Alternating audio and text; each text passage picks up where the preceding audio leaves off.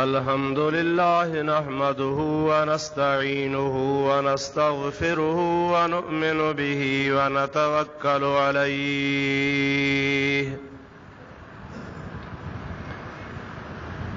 व नऊज़ु बिल्लाहि मिन शुरूरि अनफुसिना व मिन सय्यिआति अमालिना मन यहदिहिल्लाहु फला मुदिल्ल लहु व मन युद्लिल्हु फला हादिय लहु व नशहदु अल्ला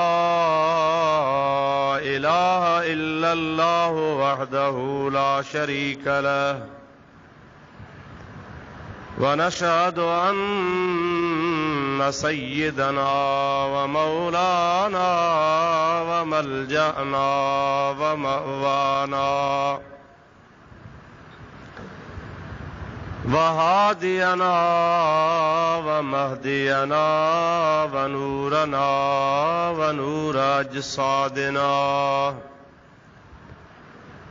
व नूर अरवाहिना व नूर हयातना व नूर ममातना व नूर अव्वलना व नूर आखिरना व नूर ज़ाहिरना व नूर बातिनना व नूर यमीनना व नूर कुद्दामना व नूर इस्लामना व नूर रब्बिना सय्यदना व मौलाना मुहम्मदन अब्दुहु व रसूलुहु सल्लल्लाहु तआला अलैहि व अला आलिहि व अस्हाबिहि व अज़वाजिहि व अहलि बैतिहि व ज़ुर्रिय्यातिहि व अहिब्बाइहि व उलमाए उम्मतिहि व सुलहाए मिल्लतिहि अजमईन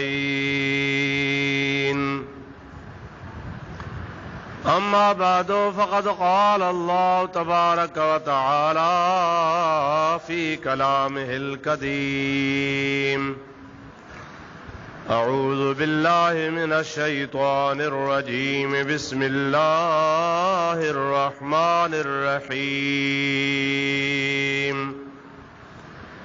या अय्युहन्नासु उअ्बुदू रब्बकुमुल्लज़ी खलक़कुम वल्लज़ीन मिन क़ब्लिकुम लअल्लकुम तत्तक़ून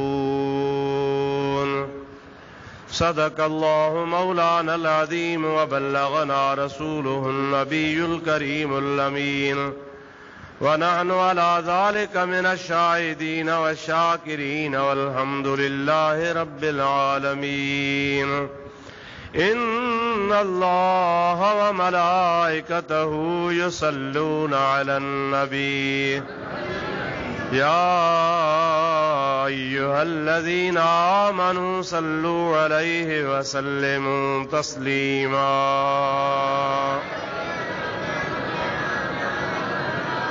अल्लाहुम्मा सल्लि अला सय्यदना व मौलाना मुहम्मदिन व आलिहि व अस्हाबिहि व बारिक व सल्लिम अलैहि। बरादरान इस्लाम, प्यारा मुसलमान भाइरों, अजीज दोस्तों, कुरान शरीफ जी आयत सगोरी मूं तहां जमात जे आॾो तिलावत कई आहे, जंहिंजे बारे में चंद ॻाल्हियूं अवां जे ख़िदमत गिरामी में कुझु अर्ज़ करणियूं आहिनि। दुआ कजो अल्लाह ताला पंहिंजे हबीब जे सदके शाल मूं गुनाहगार खे हक़ ऐं सच बयान करण जी तौफ़ीक़ अता फरमाए। तव्हां असां सभिनी खे अल्लाह ताला शाल पंहिंजे प्यारे महबूब जे सदके में हक़ ऐं सच ॿुधी उन ते अमल करण जी तौफ़ीक़ अता फरमाए। हिकिड़ो दफ़ो मोहब्बत सां दुरूद शरीफ़ पढ़ो त मां तव्हांखे क़ुरान शरीफ़ जी माना ॿुधाए छॾियां। अल्लाहुम्मा सल्लि अला सय्यदना व नबियना व मौलाना मुहम्मदिन व आलिहि व सहाबिहि व बारिक व सल्लिम अलैहि। अल्लाह ताला जल जलालु अमन वालू पंहिंजे पाक कलाम इरशाद फरमायो, या अय्युहन्नासु उब्दू रब्बकुमुल्लज़ी खलक़कुम वल्लज़ीन मिन क़ब्लिकुम लअल्लकुम तत्तक़ून।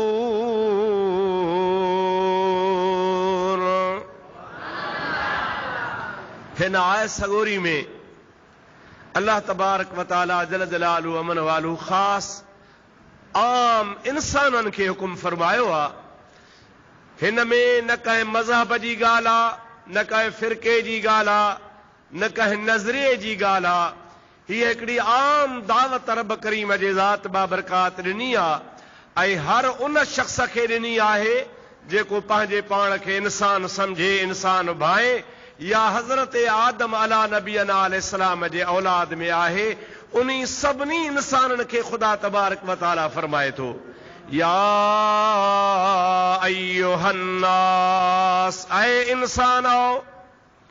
कुरान शरीफ में अल्लाह ताला ॿियनि जगहुनि ते किथे किथे वरी अहले ईमान खे ख़िताब कंदो आहे, या अय्युहल्लज़ीना आमनू, ऐ ईमान वारो। पर हिन आयत करीमा में अल्लाह पाक जी ज़ात बाबरकात आम इंसाननि खे इरशाद फरमायो आहे, या अय्युहन्नास, ऐ इंसानो, यानी जेके भी हज़रत आदम अलैहिस्सलाम जी औलाद आयो। अल्लाह ताला फरमाए थो, उअब्दू रब्बकुमुल्लज़ी खलक़कुम, अवां इबादत कयो पंहिंजे रब करीम जी, उन्ही रब्बुल आलमीन जी जंहिं तव्हां खे ख़ल्क़ियो आहे, तव्हां खे पैदा कयो आहे। रुगो तव्हां खे न, वल्लज़ीन मिन क़ब्लिकुम, अवां खां अॻियां तव्हां जा वॾा अबा, ॾाॾा, नाना, परॾाॾा वग़ैरह वग़ैरह जेके ही जहान छॾे विया, जंहिंमां तव्हां जो नस्ल हलियो आहे। अल्लाह ताला फरमाए थो, मां रब्बुल आलमीन तव्हां जो बि ख़ालिक़ आहियां, उन्हनि जो बि ख़ालिक़ आहियां। तव्हां खे बि मूं रब्बुल आलमीन पैदा कयो आहे ऐं अल्लाह पाक जे ज़ात बाबरकात तव्हां जे अॻियनि खे बि पैदा कयो हो।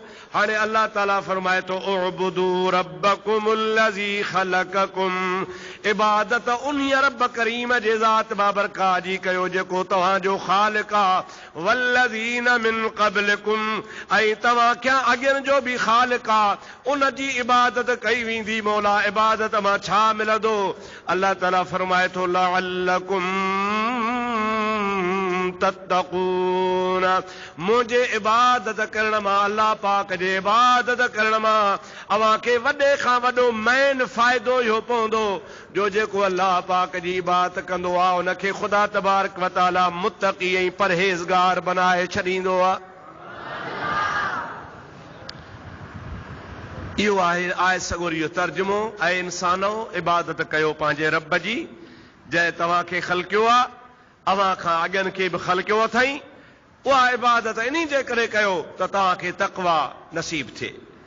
आयत जा लफ़्ज़ थोरा, तर्जुमो तव्हां ॿुधो, पर इन्ही जे लफ़्ज़नि ते तव्हां जेकॾहिं गौर कयो त हर हिकु लफ़्ज़ जुदा जुदा पंहिंजे पंहिंजे हिसाब सां माना रखे थो।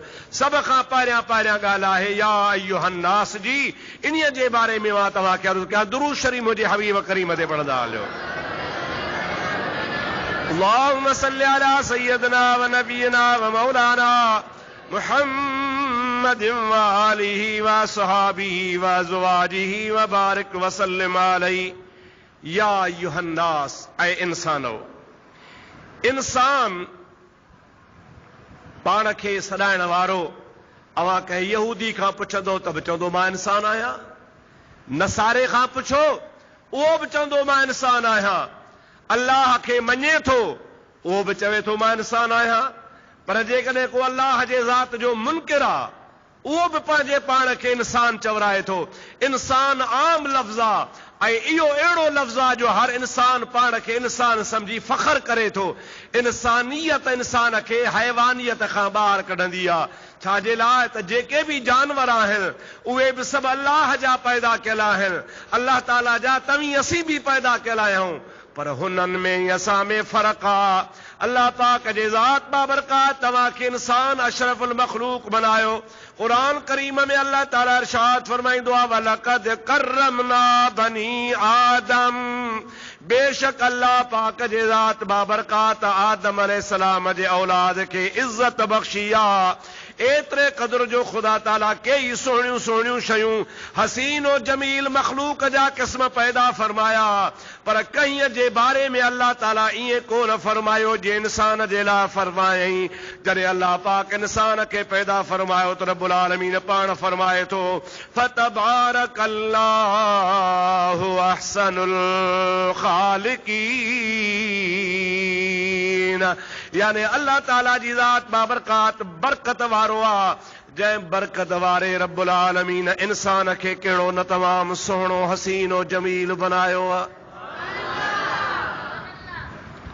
ॿी आयत आ लक़द ख़लक़नल इंसान फी अहसन तक़वीम, बेशक असां इंसान खे तमाम सुहिणी शक्ल में पैदा बनायो आ।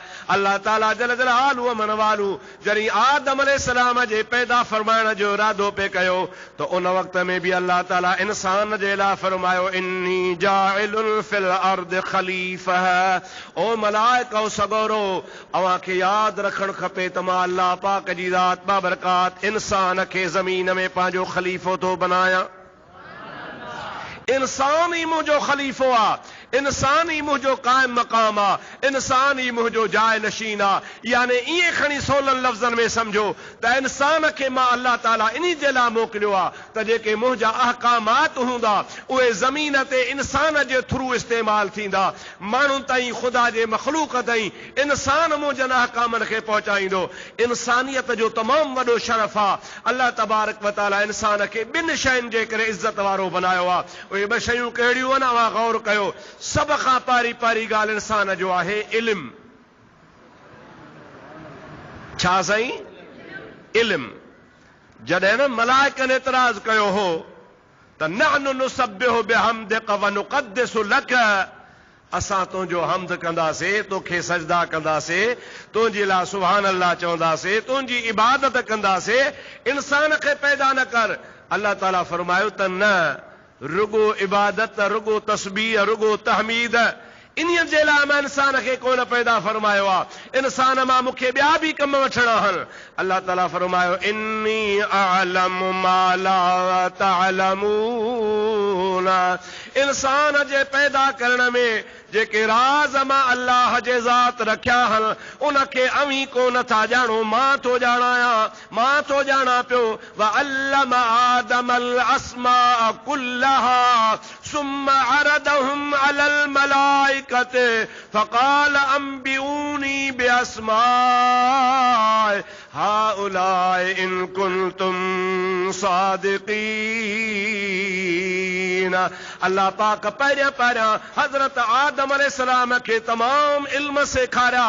इल्म सेखारण खां बाद में मलाइकनि जे आॾो आ शइ पेश फरमायईं ऐं मलाइकनि खे अल्लाह ताला बतौर इम्तिहान जे फरमायो ऐं इंसान खे घटि सम्झण वारो ऐं इंसान जे मुक़ाबले में पाण खे भले सम्झण वारो, भला अचो मैदान में अवां हिननि शयुनि जा नाला ॿुधायो, हे छा आहे, ही छा आहे, ही छा आहे। अल्लाह ताला जल जलालु अमन वालू जे मलाइकनि सगोरनि चयो सुब्हानक ला इल्म लना इल्ला मा अल्लमतना इन्नक अंतल अलीमुल हकीम। या अल्लाह असांखे का ख़बर कान्हे, बस एतिरी ख़बर आहे जेतिरी तो असांखे ॿुधाई आहे, वधीक असांखे ख़बर कान्हे का। अल्लाह ताला फरमायो आदम तव्हां खां इल्म में मथे आ, हाणे ॾिसो त मां आदम खां पुछां थो उहे साॻियूं शयूं जेके मलाइक न ॿुधाए सघिया। हज़रत आदम जे अल्लाह ताला आॾो पेश कयूं। अल्फ खां इहे ताईं हर हिकु शइ जो नालो त ॿुधाईंदो वियो, पर शइ जूं ख़ासियतूं बि ॿुधाईंदो वियो। ही हवाई जहाज़ आहे, हिन में सफ़र कबो आहे, ही लाउड स्पीकर आहे, हिन सां बुलंद आवाज़ कयो वेंदो आहे। हीअ लठ आहे, हिन ते टेक ॾिबी आहे। ही हर आहे, हिन सां बनी खेड़बी आहे। ही पांजारी आहे, हीअ ढगनि जे गिची में पवंदी आहे। अला हाज़ल कियास, अल्लाह ताला फरमाए थो त हर शइ जो आदम नालो त ॿुधायो, पर रुगो नालो न, बल्कि आदम अलैहिस्सलाम उन जूं ख़ुसूसियतूं बि ॿुधाईंदो वियो। अञा ज़मीन ते मस आयो आहे, उहे शयूं हुन ॾिठियूं बि कोन के पहिरो भेरो ख़ुदा ॾेखारेसि थो, पर अल्लाह तबारक व तआला जे ॾिनल इल्म सां हर शइ बयानु करे थो वञे पियो। इहो आदम जो कमाल कोन हो, इहो कमाल हो उन इल्म जो जेको इल्म हुनखे ख़ालिक अता फरमायो हुयो। कंहिं इल्म ॾिनो अदा? तव्हां में असां में माण्हुनि जहिड़ा ॿ हथ तव्हांखे तहिड़ा मूंखे, तहिड़ा ॿ टंगूं तव्हांखे तहिड़ियूं मूंखे, पर मुंहिंजा अदा ज़माने में ॾिसो था कि अहिड़ा माण्हू आहिनि जे तमामु वॾा होशियार क़ाबिल हूंदा आहिनि, मंतिक जे हिसाब सां, फ़लसफ़े जे हिसाब सां, इल्म जे हिसाब सां, क़ुरान और हदीस जे हिसाब सां, डॉक्टरी जे हिसाब सां, सियासत जे हिसाब सां, अला हाज़ल कियास, कई हुन में ख़ूबियूं हूंदियूं आहिनि। इंसान त इंसान आहे, पर उन इंसान में ख़ुदा तबारक व तआला जॾहिं इल्म रखंदो आहे त उहा इल्म ख़ुदि सिफ़त आहे अल्लाह जी ज़ात बाबरका जी। इल्म कंहिंजी सिफ़त आहे? ॾाढे चओ बाबा कंहिंजी सिफ़त आहे?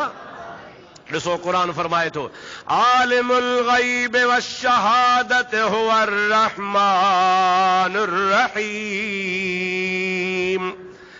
अल्लाह तबारक व तआला आलिमुल ग़ैब वश्शहादत, यानी उहे शयूं जेके हाज़िर न आहिनि उन्हनि खे बि ख़ुदा तबारक व तआला ॼाणंदो आहे। जेके तुंहिंजे मुंहिंजे ॾाढो गैर हाज़िर शयूं आहिनि उनखे बि अल्लाह तबारक व तआला ॼाणंदो आहे। अल्लाह ताला जी ज़ात बाबरकात फरमाए थो, आलिम हुजण मां अल्लाह जी सिफ़त आहे। इहो इल्म मुंहिंजी सिफ़त आहे, पर मां पंहिंजी सिफ़त जॾहिं कंहिं बाने में थोरे मिक़दार में बि रखंदो आहियां त हुन जो ॿियनि खां शान बुलंद फरमाए छॾींदो आहियां। खुदाई सिफ़त इल्म खुदा जी सिफ़त आहे। अल्लाह ताला आलिमुल ग़ैब व शहादत आहे। अल्लाह तबारक व तआला जे हबीब खुद फरमायो आहे, सरकार दो आलम अलैहिस्सलाम फरमाइनि था, बुइस्तु मुअल्लिमन, अल्लाह ताला मूंखे मुअल्लिम करे मोकिलियो आहे त वञी माण्हुनि खे पढ़ाए। साईं तोखे कंहिं पढ़ायो? पाण फरमाइनि था क़ुरान पढ़ो, अर रहमान अल्लमल क़ुरआन खलकल इंसान अल्लमहुल बयान। ओ रब रहमान, अर रहमान हो रब रहमान, अल्लमल क़ुरआन, जंहिं क़ुरान सेखारियो पंहिंजे हबीब खे। खलकल इंसान, इंसान कामिल खे पैदा कयई। अल्लमहुल बयान, जंहिं रब करीम जे ज़ात बाबरकात उन कामिल इंसान खे जो कुझु थियो आहे, जो कुझु थींदो, उन जो बयान सेखारे छॾियो। हक़ीक़त में इज़्ज़त आहे इल्म खे। कंहिंखे इज़्ज़त आहे बाबा? इल्म खे। अवां ॿ भाउर हूंदा हो, अवां ॿिनि भाउरनि मां हिकिड़ो अणपढ़ियो आहे, भली उमिरि में वॾो हुजे, पर ॿियो जेकॾहिं हुनजो भाउ आलिम आहे या डॉक्टर आहे या को बि इल्म रखंदड़ आहे त हो नंढे भाउ जी वॾो भाउ बि इज़त कंदो आहे। मुंहिंजा अदा जेकॾहिं नंढ वॾाई जी ॻाल्हि हुजे हा त पोइ वॾो इज़त वारो हुजे हा, पोइ नंढे जी इज़त छो कंदो आहे? इन्ही जे करे कंदो आहे जो अल्लाह तबारक व तआला हुनखे इल्म नसीब फरमायो आहे। त इंसान ज़ात में जेका खूबी आहे, जंहिंजे करे इंसान शर्फ वारो आहे, जंहिंजे करे इंसान खे ख़ुदा ताला इज़त ॾिनी आहे, उहा पहिरीं शइ आहे। मां तव्हांखे चयो त इंसान में ॿ शयूं आहिनि। पहिरीं शइ कहिड़ी आहे? चओ इल्म। बाबा कहिड़ी शइ आहे? ॾाढे चओ कहिड़ी शइ आहे? इल्म। इहा इल्म सिफ़त कंहिंजी आहे? अल्लाह जी। उहा अल्लाह ताला पंहिंजी सिफ़त बाने खे अता कंदो आहे, पर केतिरी अता कंदो आहे? उहा मालिक जी मर्ज़ी जेतिरी ॾे, जेतिरी ॾे। अल्लाह जो इल्म मुकम्मिल आहे, इंसान जो इल्म नाक़िस आहे। अल्लाह ताला जो इल्म अज़ली आहे, इंसान जो इल्म मखलूक आहे। अल्लाह ताला जो इल्म हमेशा हमेशा खां आहे, हमेशा हमेशा हूंदो। इंसान जो इल्म महदूद आहे। अला हाज़ल क़ियास रब करीम जल जलालु अमन वालू जे ज़ात बाबरकात इंसान खे इल्म सां नवाज़ियो आहे, पोइ थोरो बि ज़रो जे करे हुनखे मिली थो वञे पियो त हुन थोरे ज़रे जे करे इंसान कामिल बणिजी वेंदो आहे। त पारी पारी ख़ूबी जेका इंसान खे अल्लाह ताला अता फरमाई आहे सा इल्म जी अता कई आहे। ऐं ॿी कहिड़ी ख़ूबी आहे? दुरूद पढ़ मुंहिंजे हबीब ते तोखे ॿुधाईंदो हलां।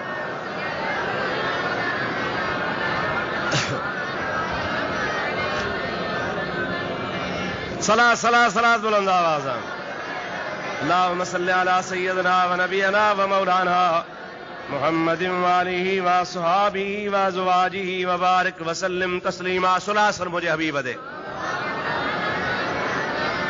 अल्लाहुम्मा सल्लि अला सय्यदिना व मौलाना मुहम्मदिन व आलिहि व अस्हाबिहि व बारिक व सल्लिम अलैहि।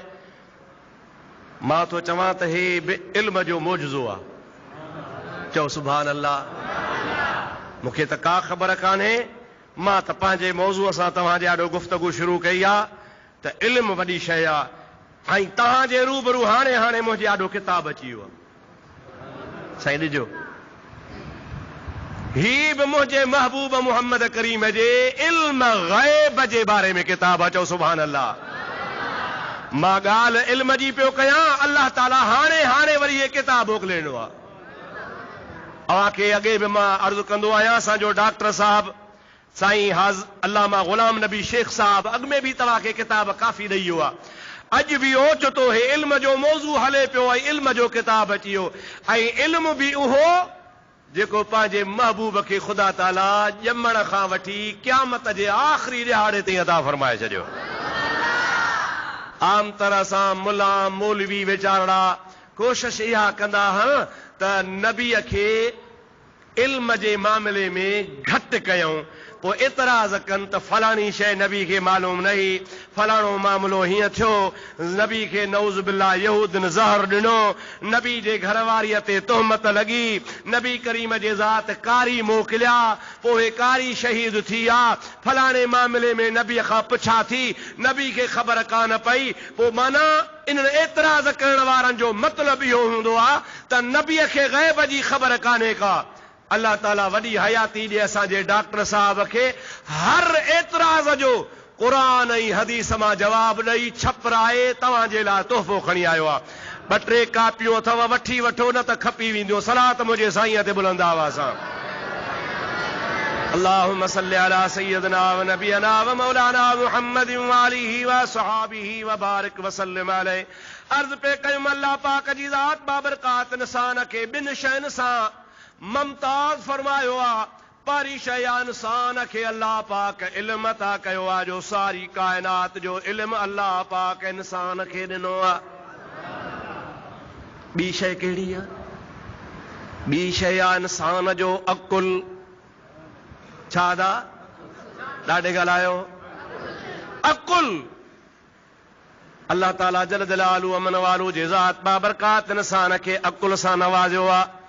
जवां जेकॾहिं इंसान जे अकुल जा मामला पढ़ंदव न त तव्हां हैरान थी वेंदो, अकुल तव्हांजो दंग रहिजी वेंदो त इंसान खे ख़ुदा तबारक व तआला केतिरी सम्झाता फरमाई आहे। इहे ॿ शयूं आहिनि, इल्म ऐं अकुल वारियूं। इन इल्म में ऐं अकुल में अल्लाह तबारक व तआला जल जलालु अमन वालू सारी मख़लूक खां इंसान खे शर्फ वारो बनायो आहे। हाणे जेकॾहिं कंहिंखे अल्लाह ताला अकुल ॾे ऐं पंहिंजे अकुल खे सही वाट ते न हलाए, इंसान जे अकुल जे मथां शहवत ग़ालिब थी वञे, इंसान जे अकुल जे मथां शहवत जो ग़लबो थी वञे, इंसान जे अकुल जे मथां मुजादा बुरनि ख़्यालनि जो ग़लबो थी वञे, त यादि रखजांइ इहो इंसान जानवरनि खां बि वधीक ख़राब आहे। पर जेकॾहिं इंसान जे अकुल खे अल्लाह तबारक व तआला हर शइ खे हेठि करे ऐं इंसान जो अकुल सभिनी जे मथां ग़ालिब थी वञे त ख़ुदा पाक जो कसम आहे इंसान मलाइकनि खां बि शान में मथे थी वेंदो आहे। अकुल पंहिंजे खे घटि कयईं, अकुल पंहिंजो हेठि कयईं त जानवरनि खां बि बुछड़ो उलाइक कुरान तो चवे उलाइक कल अनआम ये ढोर हन बल हुम अदल्लो पर ढोरन खां भी बुछड़ा हन हेठ करियल हन जंहिंजो अकुल ख़राब थी वियो ऐं अकुल जे मथां शहवत दुनिया जा ग़लबा थी विया पर जंहिं शख़्स खे ख़ुदा तबारक व तआला अकुल नसीब फरमायो ऐं अकुल जे ज़रिए पंहिंजे ख़ालिक़ काइनात खे सुञातई उन इंसान लाइ अल्लाह ताला फरमाए थो वलक़द करमना बनी आदम असां इंसान खे आदम जे औलाद खे इज़त वारो फरमायो आहे लक़द ख़लक़नल इंसान फी अहसन तक़वीम असां इंसान खे तमामु सुहिणी सूरत में पैदा फरमायो आहे ओ मुंहिंजा प्यारा अज़ीज़ मुस्लमान दुआ कर छल अल्लाह ताला तव्हां असांजो अकुल सलामत रखे अल्लाह ताला छल तव्हां असांखे इल्मु नसीब फरमाए दुरूद मुंहिंजे आका व मौला सल्लल्लाहु अलैहि वसल्लम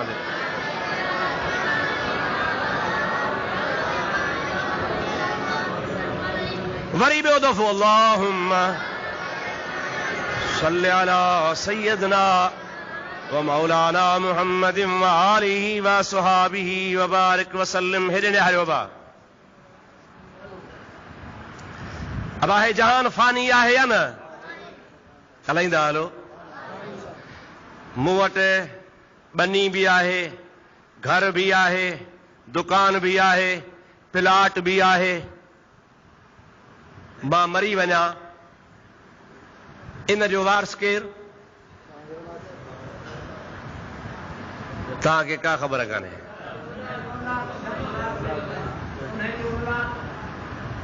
बाबा मां ॾुखियो साल त कयो ई कोन्हे मां त अहिड़ी ॻाल्हि कई आहे जंहिं ते पाण विढ़ंदा आहियूं पीउ मो ऐं मुंहिंजा भाउ लठ जुरू थी वई सॼी ज़िंदगी कंहिं मौलवीअ जो मुंहुं कोन ॾिठोसीं पर हाणे अबो मरी वियो मुफ़्ती साहब वारो कर अबे जी मिल्कियत कीअं विरहाइबी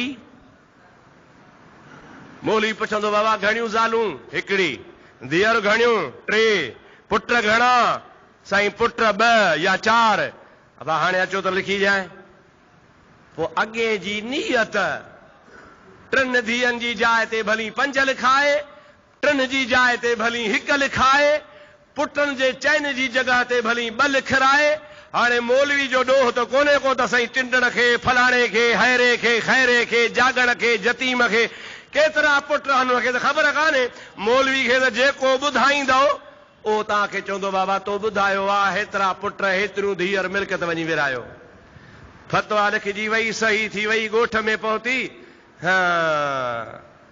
अड़े हे 3 पुट लिखिया पिया आहिनि पुट त 4 आहिनि अड़े हे त 3 धीअर लिखियूं पियूं आहिनि धीअर त 4 आहिनि अब पक मौलवी साहब 50 रुपयो वठी फतवा लिखी आहे जागो था ला निंड अथव बाबा छा चवंदो हिकिड़ी फतवा मुफ्ती साहब जी हाणे ॿी फतवा वरी तव्हांजी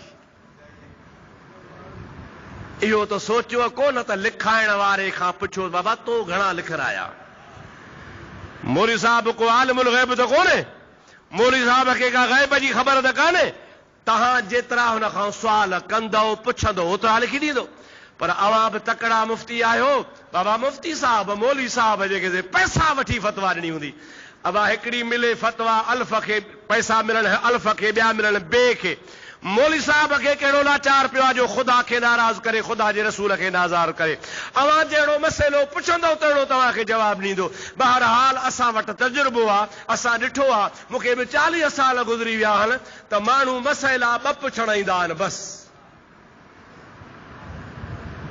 कहिड़ा हिकिड़ो मसइलो साईं अबो मरी वियो मिल्कियत कीअं विरायूं अबा सम्झो था अलाए न इहो मसइलो कॾहिं न पुछऊं त साईं रोज़ो कीअं रखिजे ज़कात कीअं ॾिजे छो त ॾियणी थी पवे न कॾहिं न साईं भला वुज़ूअ जा फर्ज़ घणा तड़ू कीअं लाहिजे हलाल छाखे चइजे हराम छाखे चइजे फलाणो मुंहिंजे मथां पीउ जो हक़ केतिरो आहे ज़ाल जो केतिरो आहे पाड़े जो हक़ केतिरो आहे भाउ जो हक़ केतिरो आहे न न न न मरे कंहिंजी माउ जो पुछे को असुल न पुछंदा छा पुछंदा साईं बाबो मरी वियो आहे हुनजी मिल्कियत कीअं विराइजे हिकिड़ी ॻाल्हि आहे ऐं ॿियो मसइलो वरी कहिड़ो पुछंदा ॿियो पुछंदासीं कावड़ में हुस ॾाढो ॿाहिरों कमु करे आयुसि थकल टुटल ओजागो बि हो मथे में बि सूर हो ॾाढो परेशान घर आयुसि घर में थोरो ज़ाल सां अणबणत थी पई सो सही कावड़ अची वई कावड़ में तलाक ॾेई वेठो हा हाणे ॾियो ख़बर भला हलाल या हराम हाणे हा तमहीद ॿधई त थकल हुसि टुटल हुसि ओजागो हो मथे में सूर हो मानी बि माल ते कान मिली कावड़ अची वई तलाक गुस्से में ॾिनमि इहा पई या न पई मौली साहब चवंदो आहे वाह कावड़ में ई त तलाक ॾिबी आहे ख़ुशीअ में कंहिं ॾिनी आहे सभई वरदी तजो बाबा तलाक ख़ुशी में ईंदी आहे या कावड़ में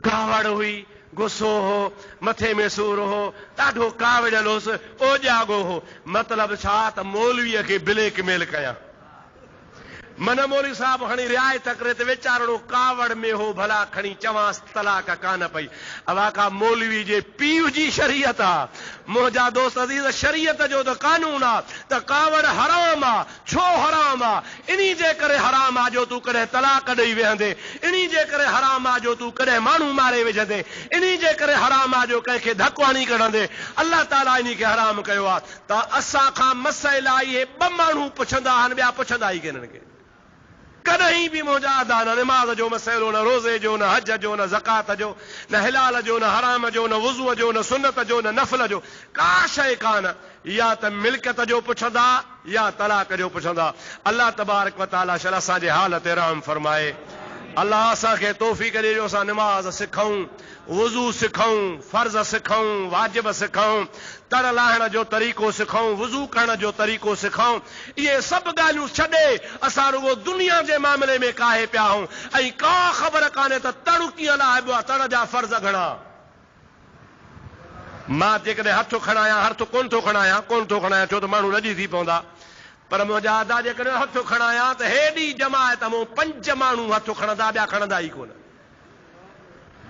छा तड़ सभई कोन लाहींदा आहियो छा चओ लाहींदा आहियूं ॾाढे जो बाबा चओ लाहींदा आहियूं लहंदो कीअं फर्ज़ खां सवा कीअं लहंदो इहे पुछा अथव कॾहिं वुज़ू कयो था निमाज़ पाण अचो था वुज़ू जा फर्ज़ घणा का ख़बर कान्हे का ॿटनि खे का ख़बर हूंदी अर्ज़ करण जो मतिलबु इहो आहे त दीन सिखो पुछो महबूबन करीमन सल्लल्लाहु अलैहि वसल्लम खे अल्लाह मोकिलियो मुअल्लिम करे सेखारण वारो करे ऐं क़ुरान पाक इरशाद फरमायो फसालू अहल ज़िक्र इन कुंतुम ला तअलमून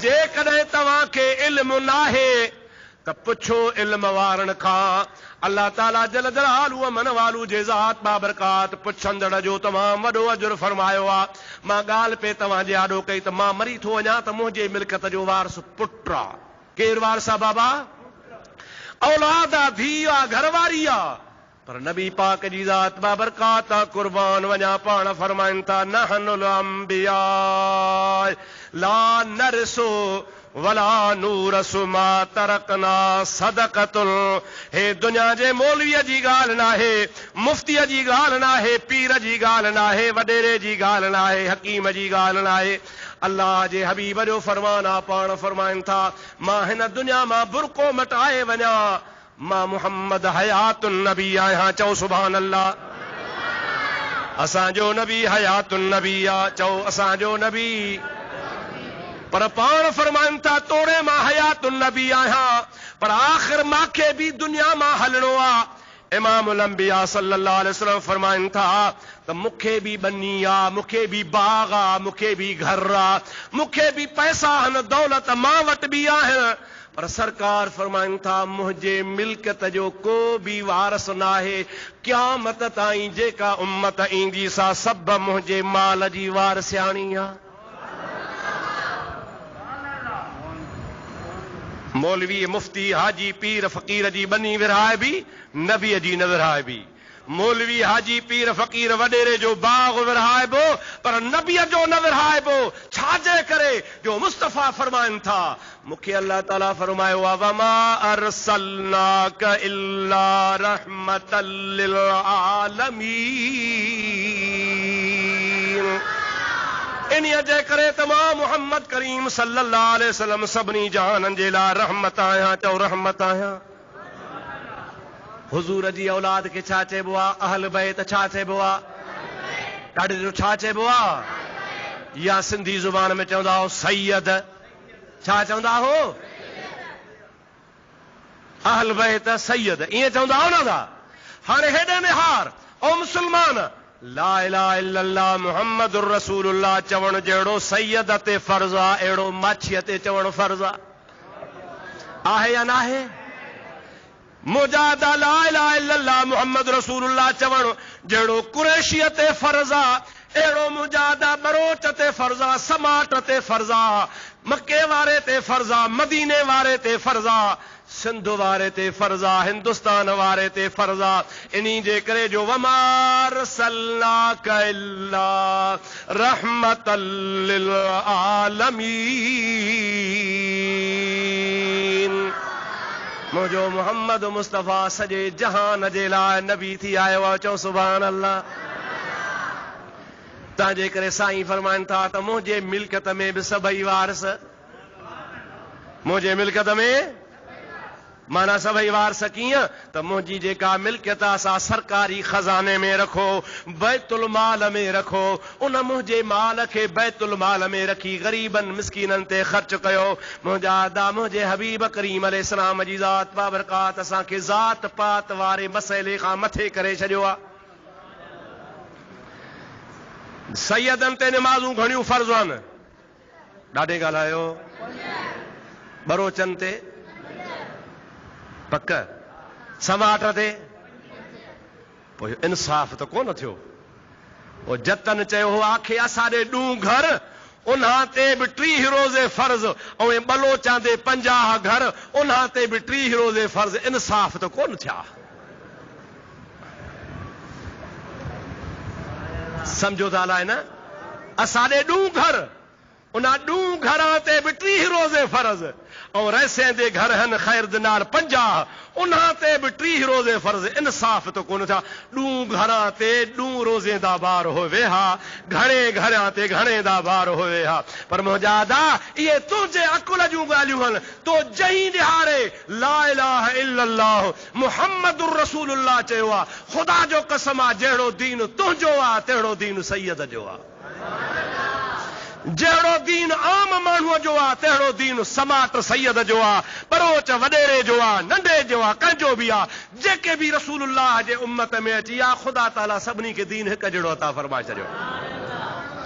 असांजे सिंध जो कामिल वली हज़रत भिटाई साहब चओ सभु रहमतुल्लाह अलैह ओ फरमाईंदो आहे संग पसी सरहो नथी मता हो त न पंहिंजो कन।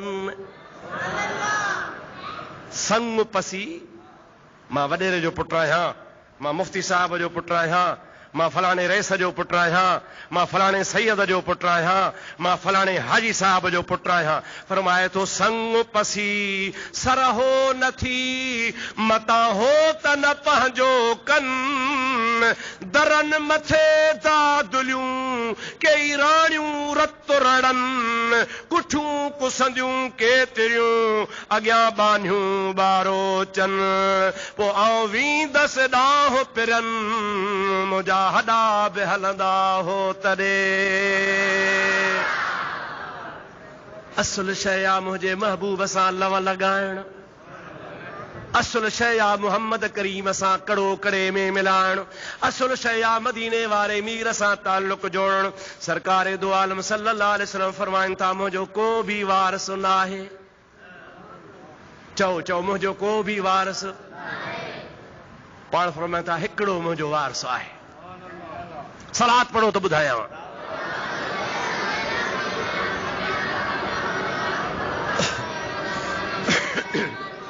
सलात अल्लाहुम्मा सल्लि अला सय्यदना व मौलाना मुहम्मद वालिही व असहाबिही व बारिक वसल्लिम तस्लीमा। हिकिड़ो वार सा साईं कहिड़ो आहे? पाण फरमाइनि था अल उलमा वरसतुल अंबिया।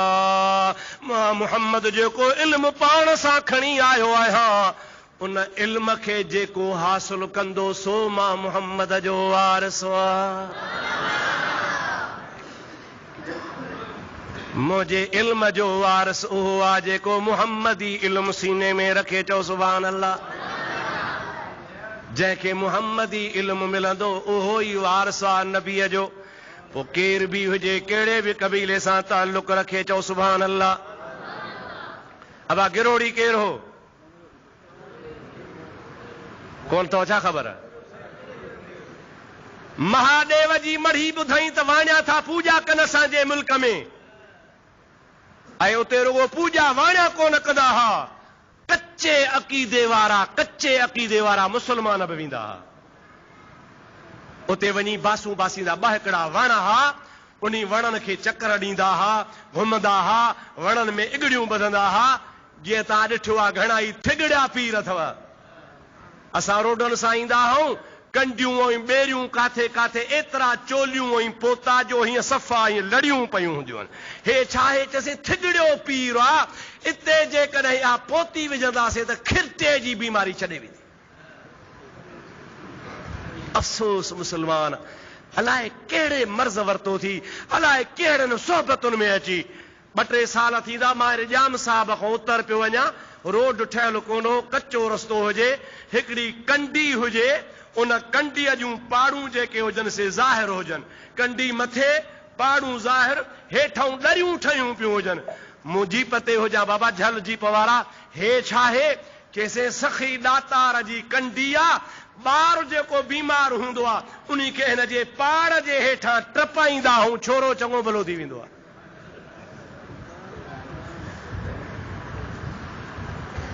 तो न जंहिं ॾींहुं चयो ला इलाहा इल्लल्लाहु मुहम्मद रसूलुल्लाह, सभई जो सल्लल्लाहु अलैहि वसल्लम, ख़ुदा जो कसम आहे सभिनि शयुनि जी पाड़ पटिजी वई।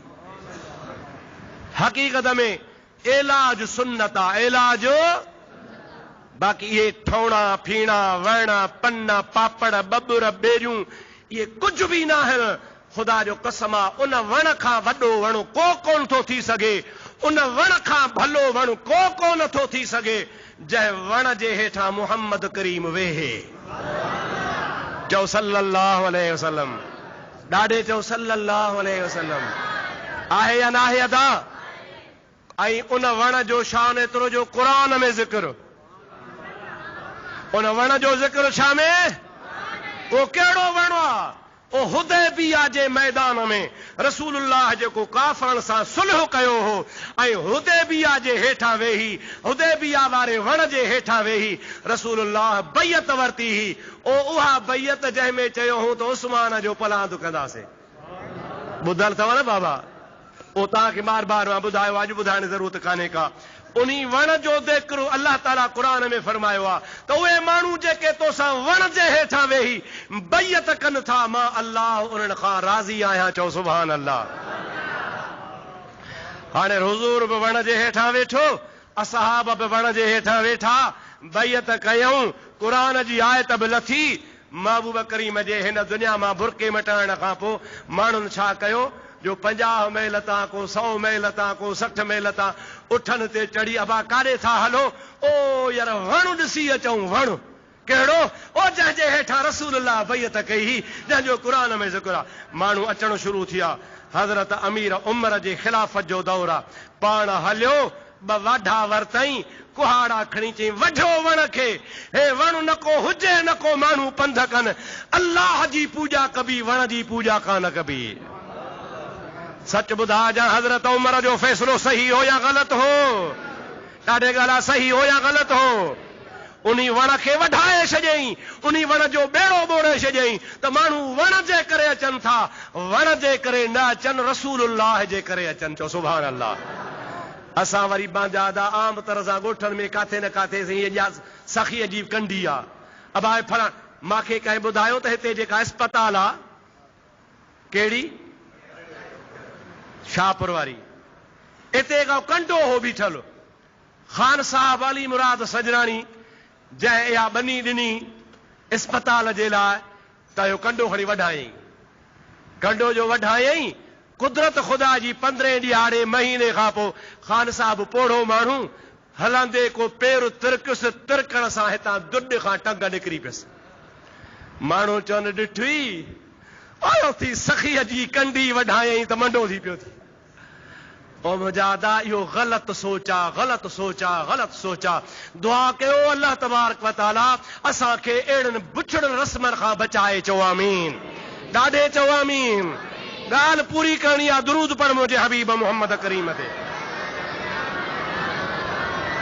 अल्लाहुम्मा सल्लि अला सय्यदना व नबियना व मौलाना मुहम्मद व आलिहि व सहाबिहि व बारिक वसल्लम कावड़ त कोन था कयो न भला ॿुधायो हेॾे मूंखे जेकॾहिं इहे किनियूं किनियूं रस्मूं असीं तव्हांखे न ॿुधाईंदासीं त केरु ॿुधाईंदो मां तोखे पंहिंजे दरगाह शरीफ़ जी ॻाल्हि ॿुधायां चऊं सलात पढ़ तोखे ॿुधायां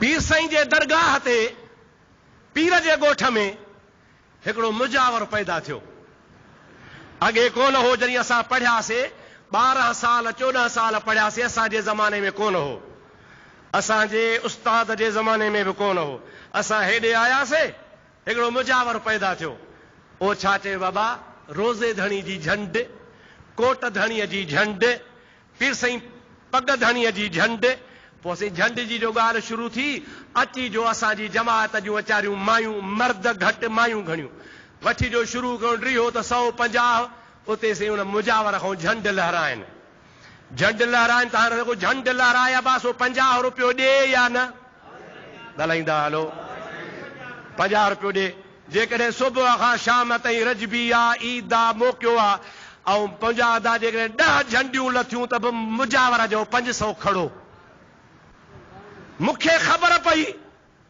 रजबी जो मोकियो हुजे अॼु खां 10-15 साल अॻु जी ॻाल्हि आहे मूं रजबीअ ते तक़रीर कई त इहो झंड छा आहे हज़रत रोज़े धणी रहमतुल्लाह अलैह उहो कामिल वली आहे जंहिंजी हिकिड़ी विख बि मुहम्मद करीम जे शरीयत खां ॿाहिरि कान्हे का चओ सुभान अल्लाह ॾाढे चओ सुभान अल्लाह उन्ही कामिल वलीअ जी दरबार हुजे ऐं झंडनि वारा रस्म रवाज जेके ॿिए हंधि थियनि था हिते बि न थियनि ख़बरदार जे आइंदा कंहिं ढंढला थी आहे ख़ुदा जो फज़ल अहिड़ो थियो जो जमायत जे माण्हुनि त तक़रीर ॿुधी उहे जेके पाण झंडियूं खणी वेंदा हुआ उहे ॻोठ पिया चवनि बाबा झंड न खणी वञो दरगाह ते मौलवी झलियो आहे अल्लाह जे फज़लो करम सां इहा बुछड़ी रस्म ख़तम थी वई अल्हम्दुलिल्लाह दुआ कयो आइंदा बि ख़ुदा कंदो अल्लाह वारनि जे दरगाहुनि तां रस्मूं बुछड़ियूं ख़तम थी वेंदियूं चओ आमीन अवां ते वहाबी खिलन था बदमज़हब खिलन था बेदीन खिलन था ठठोलूं कनि था अवी शिरक जा कम था कयो अवां जेकॾहिं बुछड़ो कमु न कयो हुज़ूर जे सुन्नत ते हलो त इंशाअल्लाह दुश्मन खे ताक़त न आहे औलिया अल्लाह जो फैज़ क़यामत ताईं जारी आहे दुरूद मुंहिंजे हबीब ते बुलंद आवाज़ अल्लाहुम्मा सल्लि अला सय्यदना व नबियना व मौलाना मुहम्मद व आलिहि व सहाबिहि व बारिक वसल्लम अलैहि ॿी शइ कहिड़ी आहे चओ इल्मु ॿी शइ कहिड़ी आहे ॾाढे चओ ॿी शइ कहिड़ी आहे जंहिंसां इंसान खे अल्लाह ताला मुमताज़ बनायो आहे अल्लाह ताला जो हबीब फरमाईंदो आहे अल उलमा वरसतुल अंबिया आलिम मुंहिंजा वारिस आहिनि अर्ज़ पियो कयुमि गिरोड़ी साहब रहमतुल्लाह अलैह जो आहे त मंगरियो छा अदा भिटाई साहब रहमतुल्लाह अलैह फरमाईंदो आहे राणे वटां रात मूंखे नओ नियापो आयो लधाऊं लतीफ़ चवे ॾातर वटां ॾात पोइ कान पुछनि था ज़ात आया से अघिया ख़बर पियसि त महादेव में हिकिड़ा 2 वण आहिनि खिपरे खां मथे उहा जाइ मां ॾिसी आयो आहियां महादेव वारी देह में 2 वण आहिनि उन 2 वणनि जी माण्हू पूॼा था कनि पिया उनखे मीरनि जी बि सपोर्ट ही ख़ैरपुर वारा मीर वाणियुनि सां ॿधल हा ॿिया मुस्लमान उन इलाइक़े जा मुजाहिदा ज़ातियूं मूंखे अचनि थियूं पर खणा कोन थो मतां को कावड़िजे। उन ज़ातनि वारा मुस्लमान बि उन सां ॿधल हा, वाणे जी हिमायत कंदा हा। गिरोड़ी साहब पाण सां 6 ॼणा फ़क़ीर वठी हलियो आहे। चओ सुभान अल्लाह। होॾो मीरानी फौज आ, हेॾो अलाह जो मालियो मानो आहे जंहिंसां 6 ॼणा आहिनि। रस्ते ते हिकिड़ो माण्हू मिलियो, ओ गिरोड़ी साहब फौज सां मुक़ाबिलो कीअं कंदे? फ़क़ीर साहब जवाब ॾिनो, अबा जे महादेव जी मढ़ी भॻी त बि फतह फ़क़ीर जी, पर जे हीअ मढ़ी भॻी त बि फतह फ़क़ीर जी। चओ सुभान अल्लाह। छा फरमायई? जे महादेव वारी मढ़ी भञी ऐं हुनखे ख़त्म कयुमि त बि मुंहिंजी फतह, पर जे भला मां शहीद थियुसि त बि मुंहिंजी फतह। अल्लाह जे दीन में दख़ल बर्दाश्त न कबो।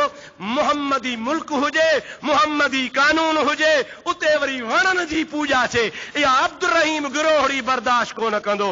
ओ अल्लाह जो बानो वियो, उन मैदान में वञी शहीद थियो। अवां जो छा अक़ीदो आहे? शहीद जेरो आया नाहे? हा, इहो हो रसूलुल्लाह जे इल्म जो वारिस। इहे हा आलिम। इन्हनि आलिमनि जे लाइ रसूलुल्लाह फरमायो आहे, अल उलमा वरसतुल अंबिया। आलिम नबीअ जा वारिस आहिनि। मां आलिम न आहियां, मां आलिमनि जे जुतीअ जे मिटीअ जहिड़ो बि न आहियां। उहे आलिम ॿिया जन खे रसूलुल्लाह वारिस सॼो आहे। मुस्तफ़ा फरमाइनि था, मन साफ़ह आलिमन फ़क़द साफ़हनी। जंहिं कंहिं आलिम बा अमल सां हथ मिलायो, ॼण मां मुहम्मद सां हथ मिलायई। महबूब पाक अलैहिस्सलाम, मन ज़ार आलिमन फ़क़द ज़ारनी। हबीब करीम जी ज़ात बाबरकात फरमाइनि था, जंहिं आलिम बा अमल जी ज़ियारत कई, ॼण मां मुहम्मद करीम जी ज़ियारत कई। हबीबन करीमन फरमायो, जंहिं मां आलिम बा अमल खे वुज़ू करायो, उन ॼण त मां मुहम्मद करीम खे वुज़ू करायो। हबीब फरमाइनि था, जंहिं आलिम सां कचहरी कई, सोहबत कई, आलिम सां गॾिजी वेठो, हबीब करीम जी ज़ात बाबरकात फरमाइनि था, ॼण मां मुहम्मद करीम सां वेठो। इहे नबीअ जा वारिस जन खे ख़ुदा तबारक व तआला नबीअ जो इल्म अता फरमायो। हाणे इन मां तव्हांखे अंदाज़ो थी वियो हूंदो त अल्लाह ताला इल्म जो वॾो शान कयो आहे। इल्म तमामु वॾी शइ आहे। दुरूद शरीफ़ पढ़ तो कयां, ॿी हदीस पाक ॿुधाए छॾियां। अल्लाहुम्मा सल्लि अला सय्यदना व मौलाना मुहम्मदिन व आलिहि व असहाबिहि व बारिक व सल्लिम तस्लीमा। हिकिड़ो बुज़ुर्ग हो जंहिंजो नालो हो बायज़ीद बिस्तामी। चओ सुभान अल्लाह। ॾाढे चओ सुभान अल्लाह। ही जेके सिलसिला आहिनि न, कादरी, नक्शबंदी, सहरवर्दी, चिश्ती, मथे सिलसिलो वञी बायज़ीद बिस्तामी सां मिले थो। ख़ासि करे नक्शबंदी सिलसिले में अचे थो। वॾो कामिल वली हो, वॾो चोटी जो वली हो। उन्ही ज़माने में हिकिड़ो शख़्स आहे, बायज़ीद बिस्तामी जे ज़माने में ख्वाब पियो लहे। ख्वाब कहिड़ो ख्वाब लधई त मां अल्लाह जे अर्श खे मथो ॾयूं खयूं थो वञा। मुंहिंजा दोस्तो, अल्लामा इब्न सीरीन रहमतुल्लाह अलैहि वाक़ियो लिखियो आहे। अजीब वाक़ियो आहे, अजीब वाक़ियो आहे। मां अल्लाह जे अर्श खे मथो ॾई खयूं थो वञा। अल्लाह जो अर्श केॾो आहे? वसिअ कुर्सियुहु समावाति वल अर्द वला यऊदुहु हिफ्ज़ुहुमा व हुवल अलीयुल अज़ीम। अल्लाह ताला फरमाए थो, अर्श तो तमामु वॾो आहे, पर जेका अर्श जे मथां मुंहिंजी कुर्सी रखियल आहे, उहा कुर्सी बि आसमाननि ज़मीननि खां तमामु वॾी आहे। ए आसमान भी कोन मापंदा, ज़मीन भी कोन मापंदी। उहा कुर्सी जेका अल्लाह जे अर्श ते रखियल आहे, उहा एॾी वॾी आहे, पर मुंहिंजा अर्श त अञा वॾो आहे। हुन बुज़ुर्ग ख्वाब लधो त मां अल्लाह जे अर्श खे मथो ॾियो थो हलां। कंहिं ख़ासि ताबीर करायां? मौलवी अब्दुर रहीम ॾे वञा? न न। फलाणे मौलवी ॾे वञा? न न। दिल में सोचई त हिन दौर जो जेकॾहिं को आलिम आहे त हज़रत बायज़ीद बिस्तामी आहे। उन बिस्तामी वटि वञा, ताबीर पुछां त हिन जो ताबीर छा आहे। हिकिड़ो माण्हू मां वटि आयोसीं, ख्वाब लधो अथमि, ताबीर ॾे डिॼां थो। छा ॾिठो थी? चे ख्वाब थो लहां त मदीने वयो आहियां।